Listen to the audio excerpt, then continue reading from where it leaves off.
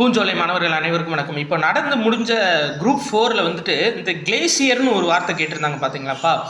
கலைச்சொல்லுக்கு இணையான தமிழ் சொல்ல அறிக.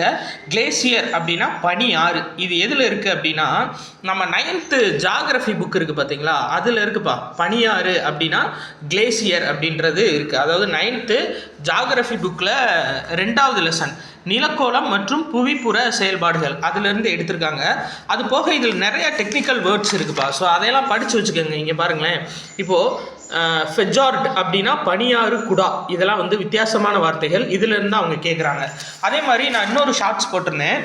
இந்த பார்ட்டர் அப்படின்றது பண்டமாற்று அப்படின்றது வரும். அப்போ அதை கண்டுபிடிச்சா ஆப்ஷன் சி ஈஸியாக போட்டலாம் அப்படின்னு சொல்லியிருந்தேன்.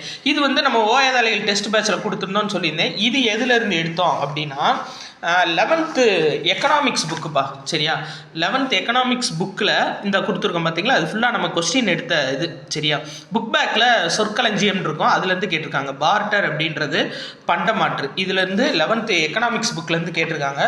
ஸோ கலை சொற்கள் நீங்கள் படிக்கும்போது என்ன செய்யணும் அப்படின்னா, நம்ம ஜிகே புக், அதாவது 10th 11th 12th, அதாவது 9th 10th 11th 12th இருக்க புக்கு பின்னாடி இருக்க கலை சொற்கள் படித்து வச்சுக்கிட்டீங்க, ப்ளஸ் புக்குக்குள்ளே இருக்க ஒரு சில இங்கிலீஷ் வேர்ட்ஸ் வந்து படித்து வச்சுக்கிட்டிங்கன்னா உங்களுக்கு ரொம்ப யூஸ்ஃபுல்லாக இருக்கும்ப்பா. நன்றி.